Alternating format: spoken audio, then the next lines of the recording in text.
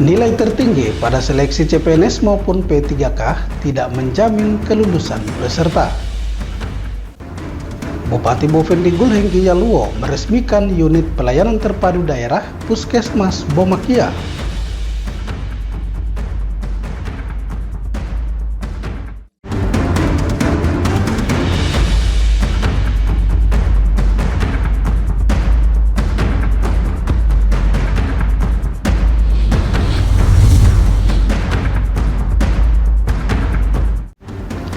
Halo, selamat pagi Bapak Mama dan Mbak Saudara dong semua. Jumpa lagi bersama saya Fernando Kakurung dalam tayangan Info Digul edisi hari ini Jumat 14 Maret 2025. Selain dua topik berita tadi, sejumlah berita lainnya akan kami hadirkan untuk Anda. Inilah Info Digul selengkapnya.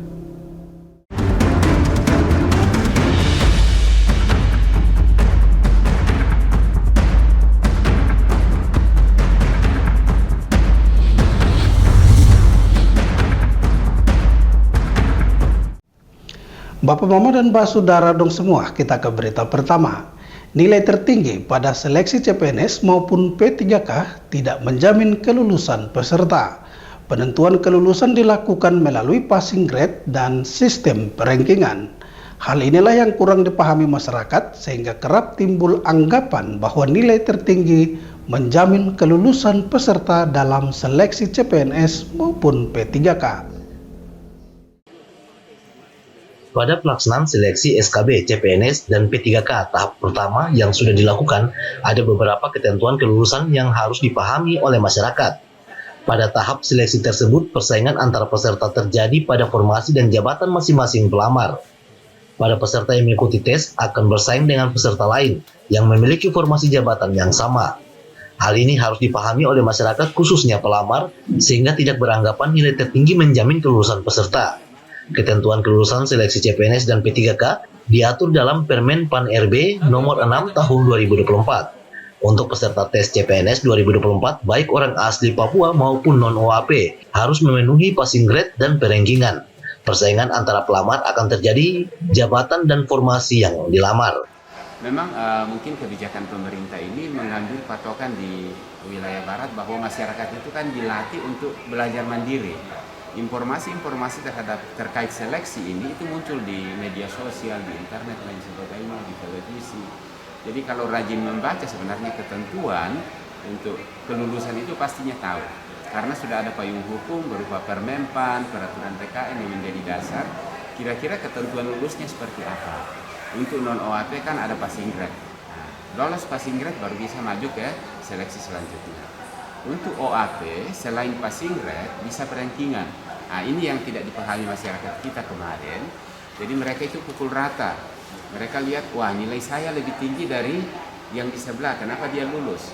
Padahal di sini, persaingan antara pelamar itu terjadi di dalam jabatan masing-masing. Nah, saya ambil contoh. Puskesmas A menerima 5 formasi, atau ada penerimaan 5 orang perawat. Puskesmas B juga 5 orang perawat, tetapi pelamar di Puskesmas A ada 15 orang, pelamar di Puskesmas B cuma 7 orang. Nah, berarti peluang masuk itu ada di Puskesmas B.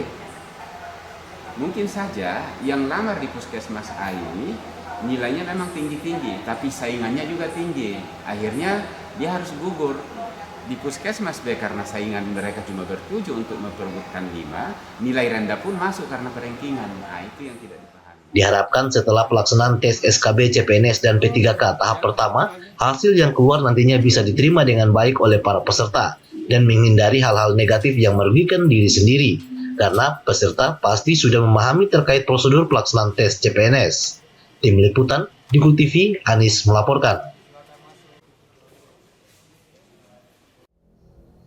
Sementara itu Bapak Mama, seleksi kompetensi bidang SKB, CPNS, dan P3K tahap pertama dijamin transparan dan tidak adanya manipulasi data.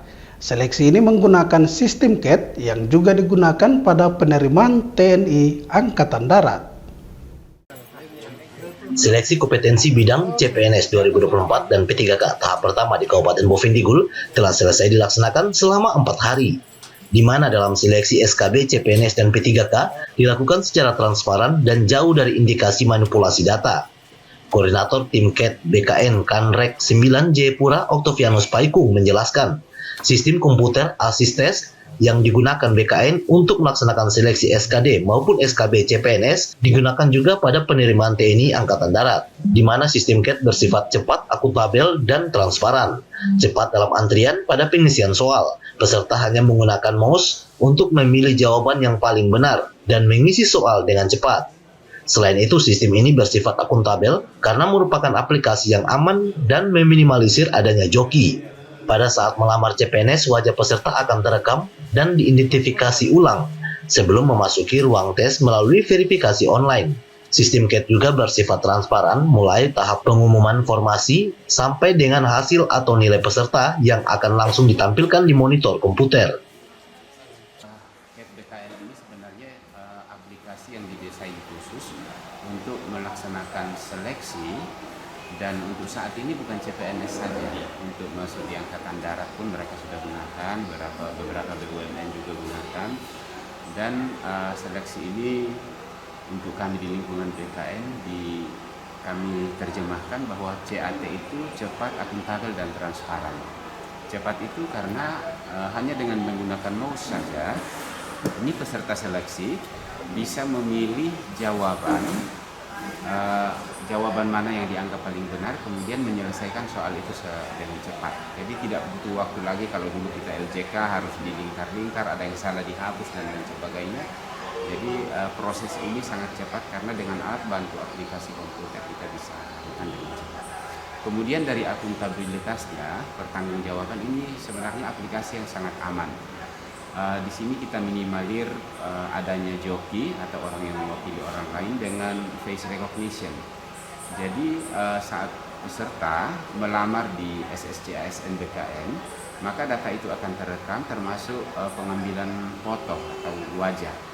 Saat mereka datang untuk seleksi di lokasi tes, maka mereka pun akan di face recognition, akan dibaca mukanya, apakah data yang bersangkutan muka ini yang ada di aplikasi pendaftaran, jadi tidak bisa diwakili. Otomatis kalau tidak terdata dia akan tolak, muka tidak dikenali. Kemudian di ruang tes pun nantinya saat mau login dideteksi kembali. Jangan sampai mungkin di tempat setelah registrasi masuk aula ada penggantian peserta atau seperti apa, dideteksi ulang di dalam ruang seleksi. Jadi sangat aman sebenarnya. Ya. Kemudian kami katakan bahwa CAT ini sangat transparan atau terbuka karena kita mulai dari pengaturan formasi, penyampaian dari instansi dari BKD sudah sangat terbuka ke umum, formasi ini dibutuhkan berapa, kemudian persaingan bagi peserta akan terbaca dengan jelas, ya, karena misalnya akan terbaca bahwa yang melamar di misalnya perawat di puskesmas A sekian orang, kemudian hasil dari hasil seleksi ini sudah langsung diketahui oleh peserta masing-masing setelah mengklik selesai pada saat selesai ujian. Jadi mereka menyelesaikan katakanlah 100 nomor, ada pilihan klik selesai, nanti nilainya langsung muncul. Dan kami petugas BKN itu menyarankan dan mewajibkan mereka mencatat di kartu tes masing-masing, supaya nanti mereka jadikan data itu sebagai pembanding saat pemerintah. Sejak menggunakan sistem CAT atau komputer ASIS Test, tidak ada lagi kecurigaan dari masyarakat tentang keterlibatan BKN maupun BKD dalam meloloskan peserta, karena sistem CAT sudah sangat transparan dan akuntabel. Nilai atau skor akhir para peserta sendiri akan diolah oleh aplikasi tersebut, sehingga tidak ada campur tangan dari pihak BKN maupun BKD dalam memberikan hasil seleksi CPNS maupun P3K. Selanjutnya, jika terjadi kesalahan sistem pada sistem pengumuman, ada masa sanggah, di mana peserta bisa menyanggah, kemudian dari pihak BKN akan mengoreksi kembali sanggahan yang diberikan oleh peserta tersebut. Tim Liputan Diku TV, Anis melaporkan. Bapak, Mama, dan Mbak Saudara dong semua, jangan kemana-mana, info digulakan kembali sesaat lagi. Tetaplah bersama kami.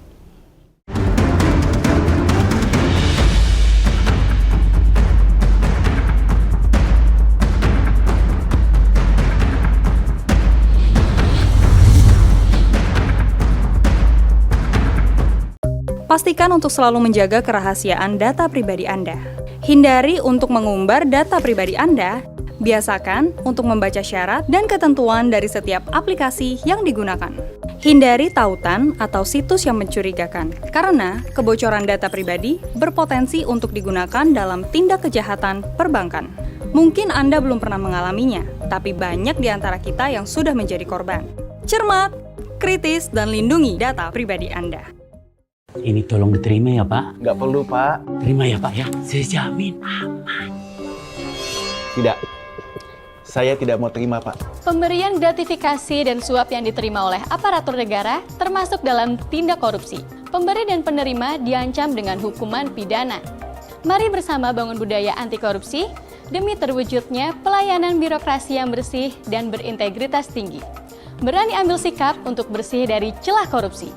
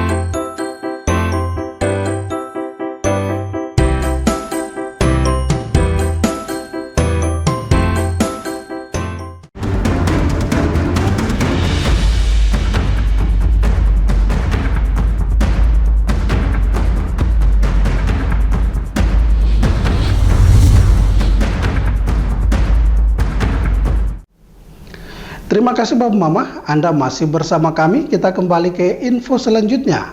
Bupati Bovendigul Hengki Yalwo meresmikan UPTD Puskesmas Bomakia pada Selasa kemarin. Momentum peresmian gedung baru tersebut, Bupati Hengki Yalwo mengajak masyarakat untuk tidak terprovokasi dengan berbagai isu-isu provokatif yang berkembang belakangan ini. Pemerintah daerah Bovendigul melalui Bupati Hengki Yalwo saat ini tengah konsen pada pembenahan fasilitas publik khususnya puskesmas agar pelayanan kesehatan masyarakat bisa berjalan baik. Di mana pada Selasa kemarin Bupati Hengki berkunjung ke distrik Bomakia untuk meresmikan gedung unit pelayanan terpadu daerah atau UPTD Puskesmas agar bisa melayani kesehatan masyarakat di wilayah tersebut. Di sisi lain, Bupati Hengki juga memberikan motivasi kepada masyarakat, khususnya tenaga medis yang bertugas di Puskesmas Bomakia.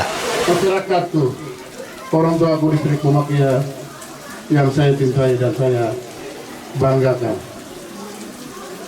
Pertama-tama, karena Tuhan saja daerah ini dibuka.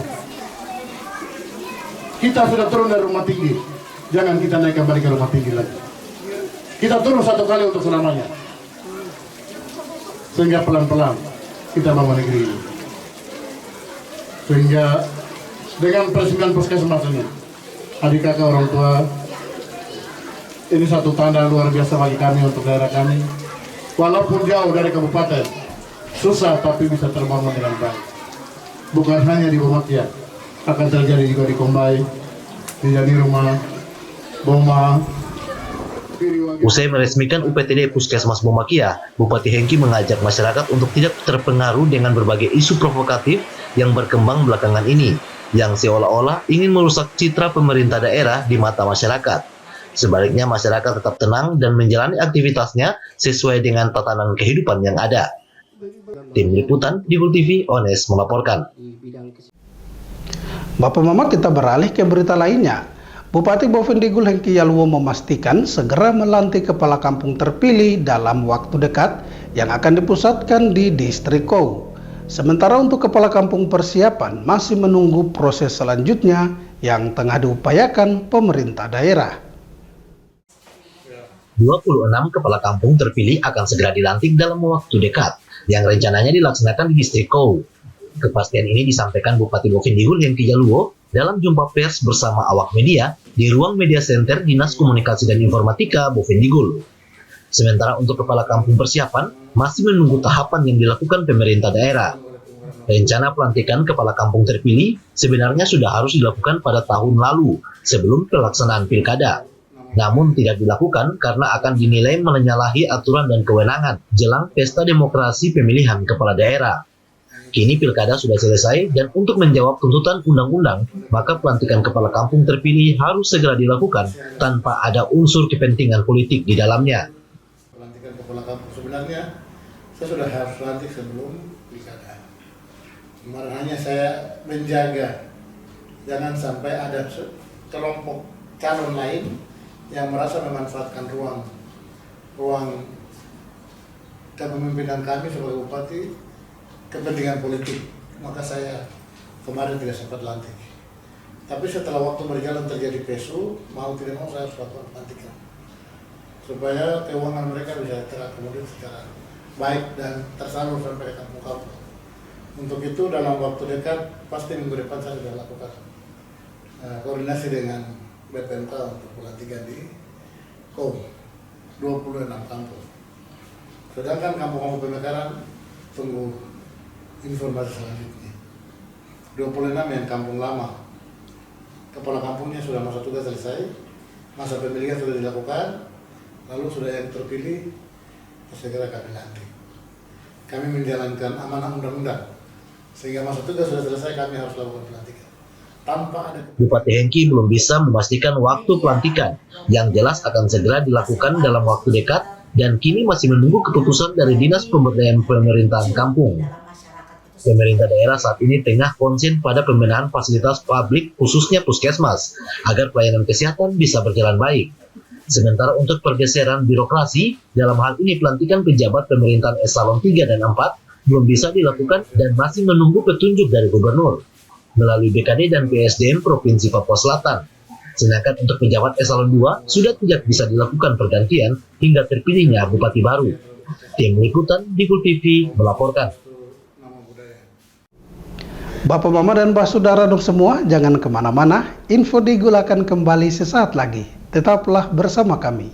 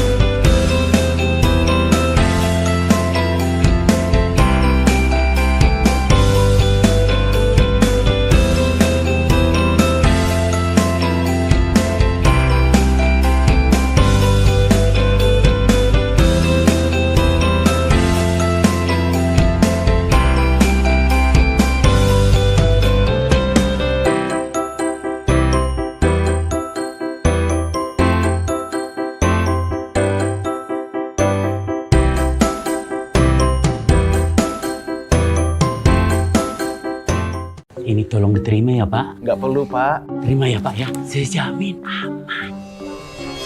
Tidak.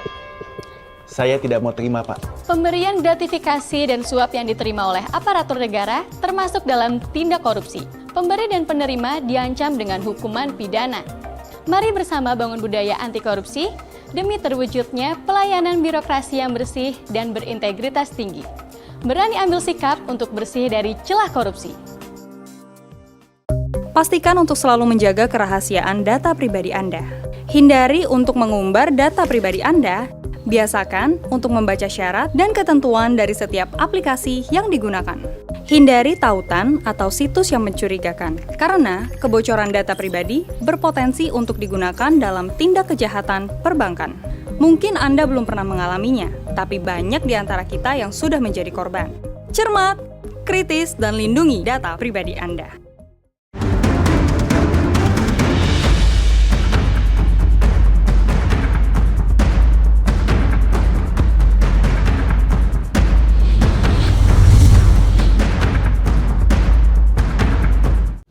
Terima kasih Bapak Mama, Anda masih bersama kami. Aparatur sipil negara di jajaran pemerintah daerah Bovendigul diminta menjaga netralitas selama proses pelaksanaan pemungutan suara ulang. Permintaan ini disampaikan Sekretaris Daerah Bovendigul saat memimpin apel pagi ASN di halaman kantor Bupati. Berdasarkan keputusan Mahkamah Konstitusi, Kabupaten Bovendigul akan kembali melaksanakan pemungutan suara ulang pada Agustus mendatang. Kini berbagai tahapan PSU sudah mulai dilakukan pihak penyelenggara, seperti penetapan jadwal pelaksanaan, penerimaan pendaftaran calon bupati nomor urut 3, dan berbagai kesiapan lainnya. Melihat hal ini dalam apel bersama ASN, Sekretaris Daerah Kabupaten Bovendigul Filemon Tabuni meminta aparatur sipil negara untuk menjunjung tinggi netralitas. Menurutnya, ASN boleh saja terlibat dalam aktivitas politik untuk mendukung salah satu pasangan calon, namun harus siap menanggung setiap konsekuensinya. Kemudian pelaksanaan PSU itu tanggal 6, dan itu kewenangan penyelenggara KPU dengan Bawaslu. Ya. Sepanjang proses itu jalan, kami ASN saya pesan seperti biasa, ya, netralitas. Ya, kita boleh main sembunyi-sembunyi boleh, kan Tuhan yang tahu. Di antara kita kan kita tidak tahu. Tapi resiko politik itu besar, ya. Kita tahu ya. Risiko politik itu besar. Pegawai jangan coba-coba untuk kita main. Kita main boleh sembunyi-sembunyi, tapi kalau suatu saat kita tahu ya, berarti risikonya kita tahu.